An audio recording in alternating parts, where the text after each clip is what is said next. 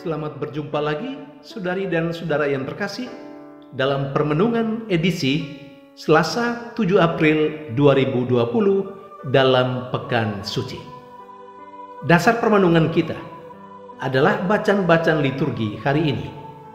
Bacaan yang pertama diambil dari kitab Nabi Yesaya, bab 49 ayat 1 sampai 6, dan bacaan Injil diambil dari Injil Yohanes bab 13 ayat 21 sampai 33, dilanjutkan dengan ayat 36 sampai 38.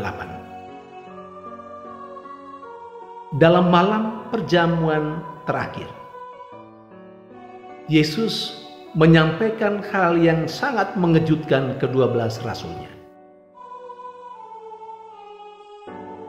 Ia berkata bahwa ada satu di antara mereka yang akan menyerahkan dia, yang akan mengkhianati dia. Tentu apa yang dikatakan Yesus ini menimbulkan pertanyaan di antara ke-12 rasulnya. Mereka pasti saling memandang satu terhadap yang lain dan bertanya di dalam hati, siapa gerangan orang itu? Lalu Petrus memberi tanda kepada murid yang dikasih Yesus, yang duduk di samping Yesus, untuk bertanya kepada Yesus. Dan murid yang dikasih Yesus, yang duduk di sebelah Yesus, akhirnya bertanya kepada Yesus, Tuhan, siapa gerangan orang itu? Yesus menjawab, orang yang kepadanya akan aku berikan roti sesudah aku mencelupkannya. Ternyata Yudas Iskariotlah orang yang oleh Yesus diberikan roti sesudah Yesus mencelupkannya. Saudari dan saudara yang terkasih dalam Yesus, bisa dibayangkan seperti apa perasaan Yesus. Memang dia adalah Allah, tapi sudahlah, kita berpikir tentang Yesus sebagai manusia dulu. Bagaimana perasaan Yesus? Tahu kalau orang yang selalu ada bersama dengan dia, yang selalu makan minum bersama dengan dia, yang selalu berjalan-jalan bersama dengan dia kemana-mana, pada akhirnya ternyata adalah seorang pengkhianat. Sebuah tantangan yang luar biasa untuk Yesus dalam tugas dan perutusannya. Saudari dan saudara yang terkasih, kalau kita boleh bertanya, apakah tantangan itu lalu membuat Yesus berputus asa?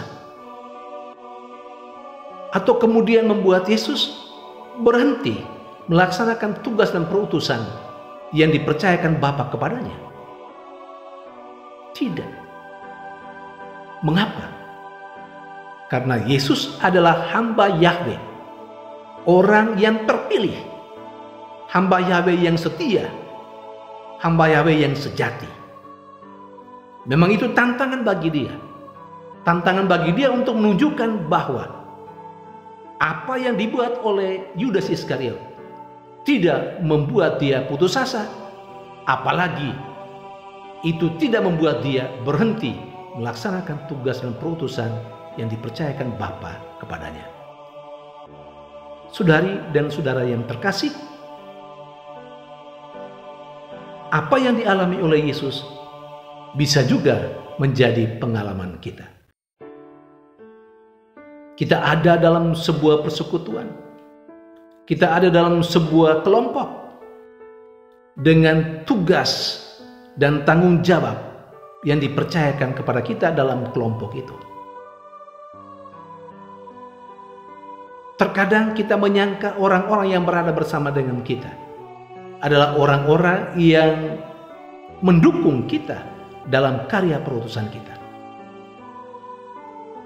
Namun ternyata kita juga terkadang bertemu dengan orang-orang seperti Yudas Iskariot, orang yang menggembosi kehidupan bersama kita.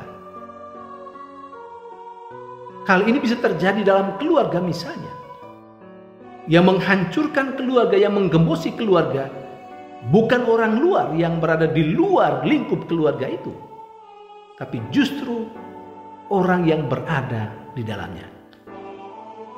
Yang menggembosi keluarga, yang menggembosi persekutuan, yang menggembosi lingkungan, yang menggembosi wilayah, yang menggembosi gereja, bukan orang di luar sana. Terkadang atau banyak kali justru orang yang setiap hari hidup dan berada dalam keluarga, dalam lingkungan, dalam wilayah, dalam gereja. Saudari dan saudara yang terkasih, andai kata kita mengalami seperti itu, apakah kita lalu berhenti melaksanakan tugas dan kewajiban yang dipercayakan kepada kita? Atau kita menganggapnya sebagai sebuah tantangan yang memacu kita untuk berjuang lebih keras lagi dan menunjukkan bahwa kita tidak terganggu dengan orang-orang yang menggembosi dan yang menghancurkan komunitas, entah itu keluarga, lingkungan, wilayah, dan gereja. Saudari dan saudara yang terkasih dalam Yesus Kristus,